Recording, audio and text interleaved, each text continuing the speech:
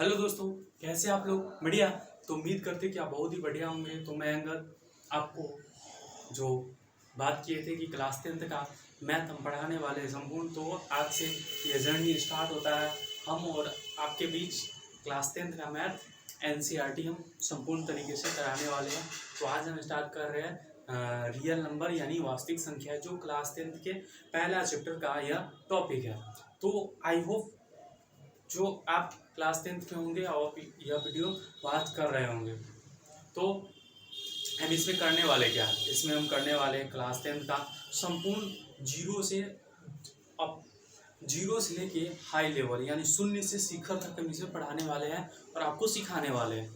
तो आप एक कलम और कॉपी के साथ कहीं टेबल और चेयर पे बैठकर पढ़ाई कीजिए, क्योंकि पढ़ाई करने का एक सिस्टम ही वे होता है।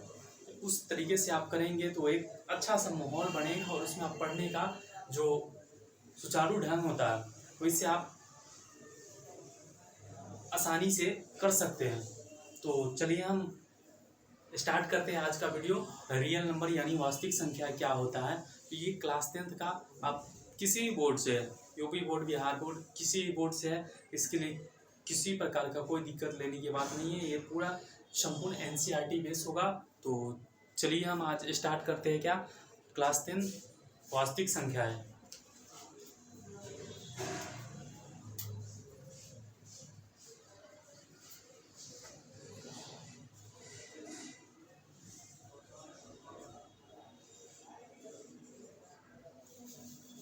ये आपका क्या है,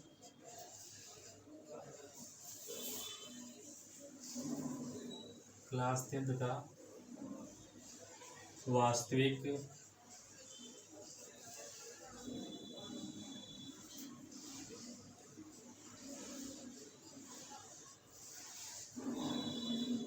संख्या है, या इसी को क्या कहते हैं हम, रियल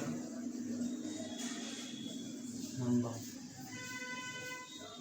ये चैप्टर क्या है आपका क्लास 10 और चैप्टर जो है फर्स्ट है। चैप्टर क्या है, फर्स्ट है।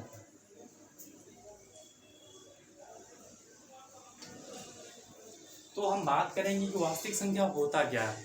तो वास्तविक संख्या हम जानने से पहले आपको डिफिनेशन पढ़ाया होगा कि माइनस अनंत से प्लस अनंत तक की जो संख्या है उसे हम वास्तविक संख्या कहते हैं। तो वास्तविक संख्या हम करने से पहले थोड़ा हम देख लेते हैं क्या वास्तविक संख्या हम सीखने से पहले देखिए हम लेते हैं कुछ, हम पढ़ने वाले हैं एक नंबर लेते हैं, यानी इसको हम कहते हैं हिंदी में संख्या।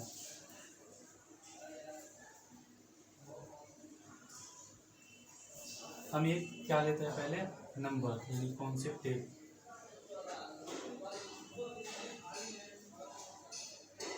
हम एक नंबर लेने वाले हैं। तो नंबर देखिए, नंबर क्या होता है। नंबर इसमें दो प्रकार का हो सकता है। एक हो सकता है वास्तविक और एक क्या हो सकता है, काल्पनिक।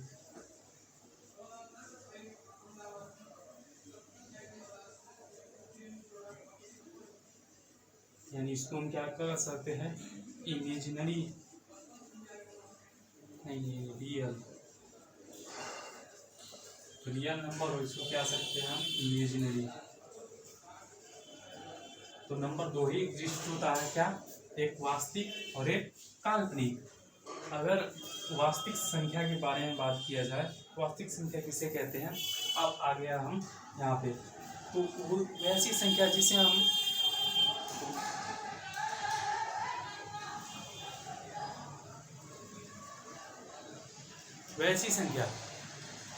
हम नंबर लाइन पे डिनोट कर सकते हैं, उस वैसी संख्या जिसे हम नंबर लाइन पे डिनोट कर सकते हैं उसे क्या कहते हैं हम, वास्तविक संख्या। वैसी संख्या जिसे हम नंबर लाइन पे डिनोट नहीं कर सकते उसे हम क्या कहते हैं, काल्पनिक संख्या। अगर मान लीजिए वास्तविक संख्या हम यहाँ पे ले रहे हैं -8, -6, +5, ये हो सकता है 1000, लेकिन यहाँ पे हम लेते हैं √3 √8। क्या हम इसको नंबर लाइन पे डिनोट कर सकते हैं? नहीं कर सकते। आपका जैसे √-36, इसको हम नंबर लाइन पे डिनोट नहीं कर सकते हैं, इसलिए इसको कहते हैं नंबर्स को हमने दो भागों में विभाजित किया। यानी जो एक होता है वास्तविक मतलब रियल नंबर, और एक होता है क्या, इमेजिनरी यानी काल्पनिक नंबर। हम नंबर को दो भागों में प्रदर्शित करते हैं। अगर हम इसको लिखना चाहें तो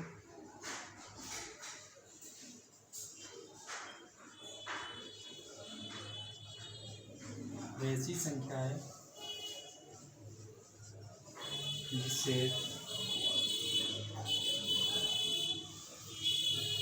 नंबर लाइन पर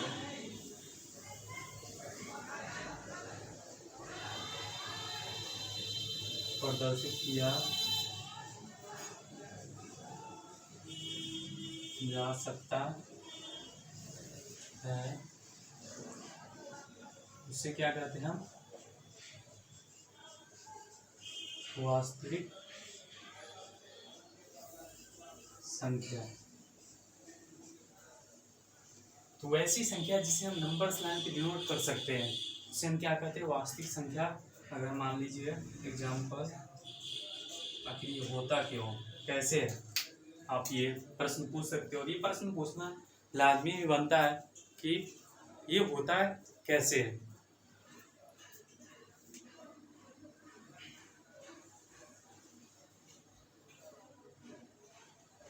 मान लीजिए 0, 1, 2 और ये -∞ है, और ये क्या +∞। यहाँ पे -(1) क्योंकि 0 जो होता है उसके बाईं तरफ, बाईं ओर क्या होता है? वो नेगेटिव होता है, और दाईं ओर क्या होता है? पॉजिटिव होता है। मान लीजिए वहाँ 1, 2, 3, 1, 2, 3। तो ये क्या हो गया? ये हो गया वास्तविक संख्या। आप दुनिया के किसी भी नंबर, दुनिया के कोई भी नंबर को वास्तविक संख्या को प्रदर्शित कर सकते हैं, लेकिन कंडीशन ये है कि वो इमेजिनरी नहीं होना चाहिए, √3 नहीं होना चाहिए। और जैसे आप यहाँ पे ले रहे हैं कितना, यहाँ पे 3/2 हम ले सकते हैं कि नहीं, क्योंकि अगर भाग करते तो 1.5, और 1 पॉइंट कहाँ पे आएगा? 5 यहाँ पे आ सकता है, यहाँ पे आ सकता है। अगर आगे हम बात करें, हम अगर लेते हैं 1000/2 यानी 500, हम इसको लिख सकते हैं। तो मान लीजिए यहाँ पे जाते यहाँ पे 500 मिल जाएगा, क्योंकि +∞ तक जा रहा है, इसकी कोई तोड़ है ही नहीं। आप जितना भी संख्या कहते हैं वो इसमें संभव है।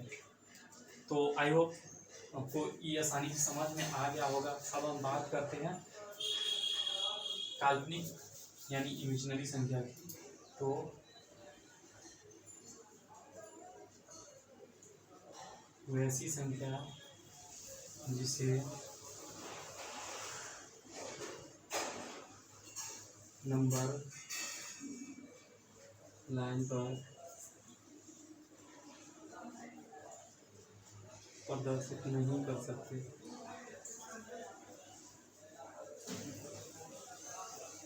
कर सकते, उसे हम क्या कहते हैं? काल्पनिक संख्या। अब मान लीजिए ये 0 है, 1, 2, -2, -1, 1, 2, 1, 2, +∞, ये तो हो गया आपका। ये क्या हो गया? ओरिजिन हो गया, यानी मूल बिंदु हो गया, यानी 0 है। क्या हम इसे प्रदर्शित कर सकते हैं? नहीं कर सकते हैं। तो इसलिए हम क्या करते हैं? इसको इमेजिनरी यानी काल्पनिक संख्या कहते हैं। अब हम बात करते हैं वास्तविक संख्या में।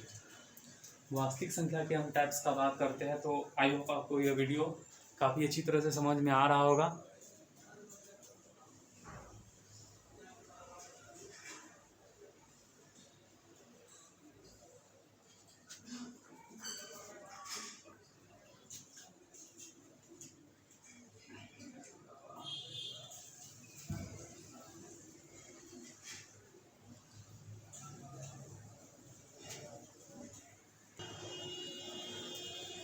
अब हम वास्तविक संख्या की बात करें तो वास्तविक संख्या को हम क्या कर सकते हैं,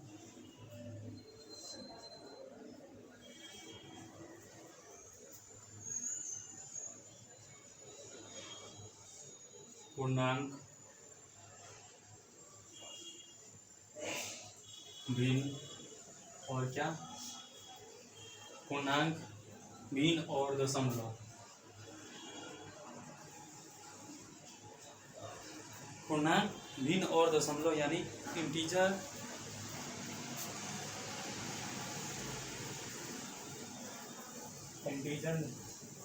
फ्रैक्शन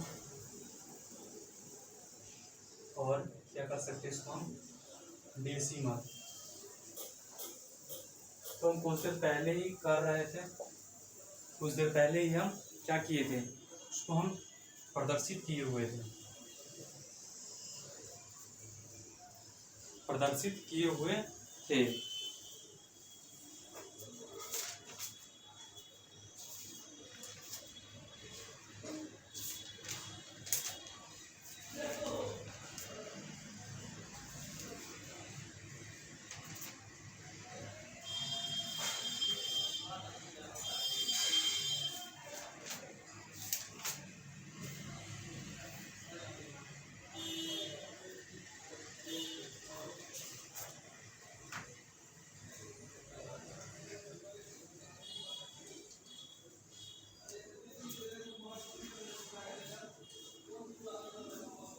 वीडियो क्लियर आ रहा है क्योंकि कट गया था, कुछ टेक्निकल इशू होने के कारण। तो पूर्णांक हम पढ़ लिए पीछे, भिन्न जैसे भिन्न है, मान लीजिए ये 0 है, अगर 3/2 लेते हैं, ठीक है, ये तो हो गया क्या आपका भिन्न हो गया। इसे हम इससे ही प्रदर्शित कर सकते हैं, या 3/2 को ही हम क्या कर सकते हैं 1.5, ये भी लिख सकते हैं। यानी डेसिमल में भी चलेगा, फ्रैक्शन में भी चलेगा और इंटीजर में भी चलेगा, पूर्णांक में भी चलेगा। तो ये भी क्लियर हो गया होगा। तो हम बढ़ते हैं आगे, थोड़ा इसको कर ले हम साफ। अब आते हैं मेन मुद्दा पे। मेन मुद्दा पे हम आने वाले हैं।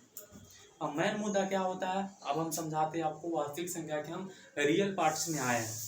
रियल पार्ट्स कहने का मतलब है कि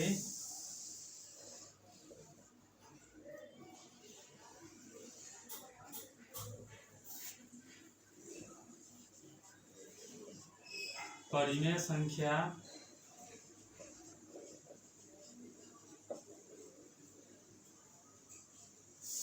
और इसको क्या हम लिखते हैं अपरिमेय,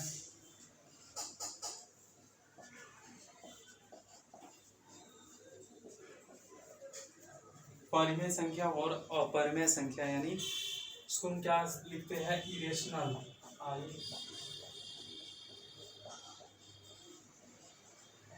इरेशनल नंबर्स, और परिमेय को क्या लिखते हैं रेशनल नंबर।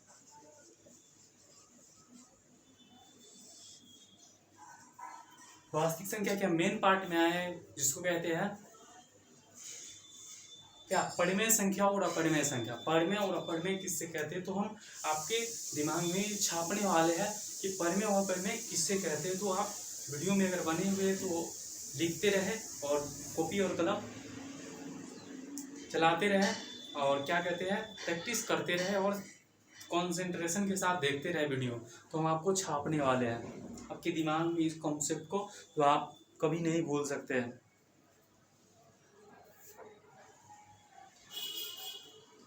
तो वैसी संख्या जिसे PYQ के रूप में लिखा जा सकते है उसे क्या कहते हैं हम, वैसी संख्या जिसे PYQ के रूप में लिख सकते हैं उसे हम क्या कहते हैं परिमेय संख्या। यानी इसका जो फॉर्म होगा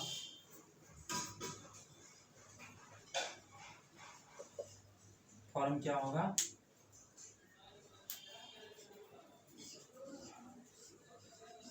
PYQ। वैसी संख्या जिसे PYQ के रूप में लिखा जा सकता है उसे हम क्या कहते हैं परिमेय संख्या।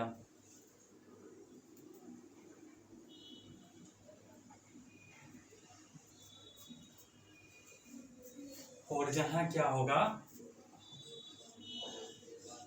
p बराबर नॉट इक्वल टू 0। अगर मान लीजिए कि क्यों हुआ ऐसा, तो ये इसलिए हुआ क्योंकि अगर p मान लीजिए p बाई क्यू यानी a बट्टा में अगर 0 आ जाए तो ये क्या होगा, इसका कोई मान ही नहीं होगा, इसका कोई मान ही नहीं होगा। इस कारण से हम क्या करते हैं कि इसमें जो p बाई क्यू है उसमें q बराबर नॉट इक्वल टू 0 होगा, क्योंकि अगर ये ऐसा होता है तो ये अनडिटरमिनेंट फॉर्म होगा। अगर 1 बट्टा में अगर 0 हो जाए तो ये हो जाएगा अनडिटरमिनेट फॉर्म।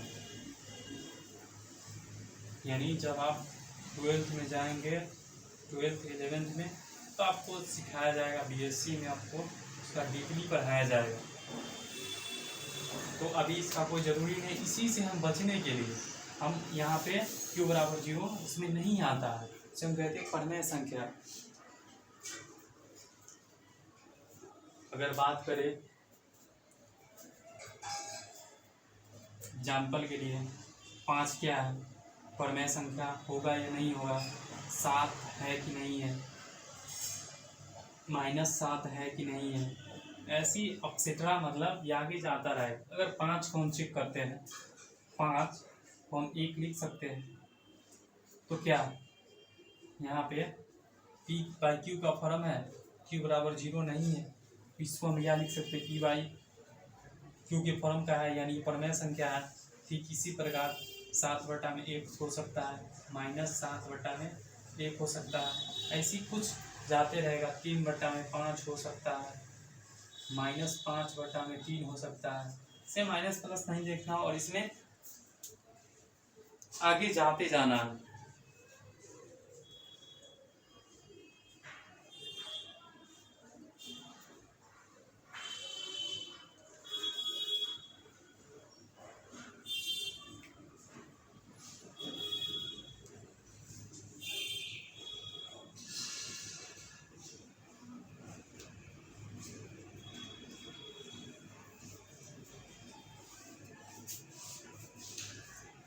ये तो हो गया आपका।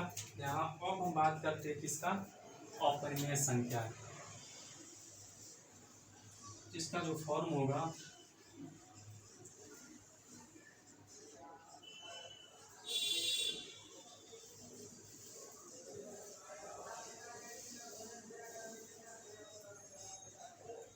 यानी इसको हम क्या कहते हैं, p बाई क्यू के रूप में लिखा नहीं लिखा जा सकता है।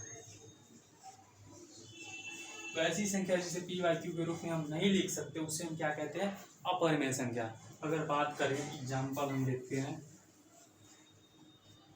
अगर हम यहाँ √2 लेते हैं, √5 लेते हैं, तो ये क्या होगा, ये अपरिमेय संख्या होगा, क्योंकि ये जो √2 है, ये √2 का मान क्या होता है, अप्रोक्सीमेशन में 1.414 एक्सेट्रा, मतलब ये आगे की ओर बढ़ते ही रहेगा। अगर आगे की ओर बढ़ते रहेगा, इसमें दशमलव अगर फिक्स नहीं है तो हम ये कैसे कह सकते हैं कि ये p बाई क्यू के फॉर्म में होगा। इसी कारण से हम इसको क्या कहते हैं, ये p बाई क्यू के फॉर्म में नहीं हो सकता, क्योंकि ये आगे की ओर जा ही रहा है, ये एक निश्चित क्वांटिटी नहीं है। ठीक उसी प्रकार अगर हम पाई लेते हैं, पाई का मान होता है 22/7, हम इसको क्या लिखते हैं 3.14, और ठीक इसी प्रकार ये आगे जाते रहता है।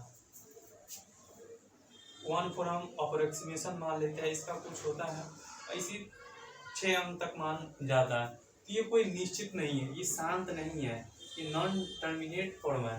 तो इसको इसी कारण से क्या होता है, ये हो गया आपका अपरिमेय संख्या।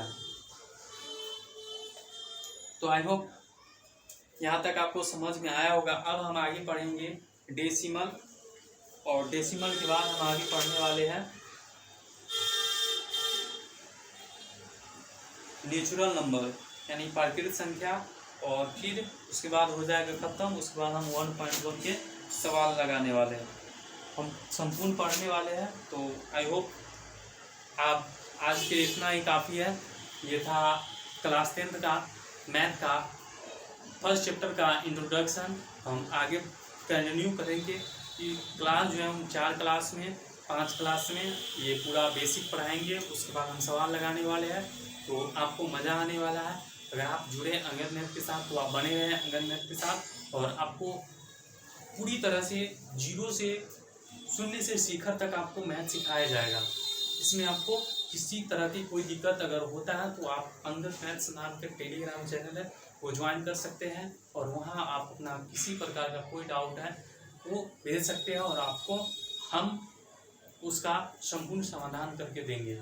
तो आई होप यह वीडियो आपको अच्छा लगा होगा, और मिलते हैं नेक्स्ट वीडियो में। तब तक के लिए बने रहें। जय हिंद।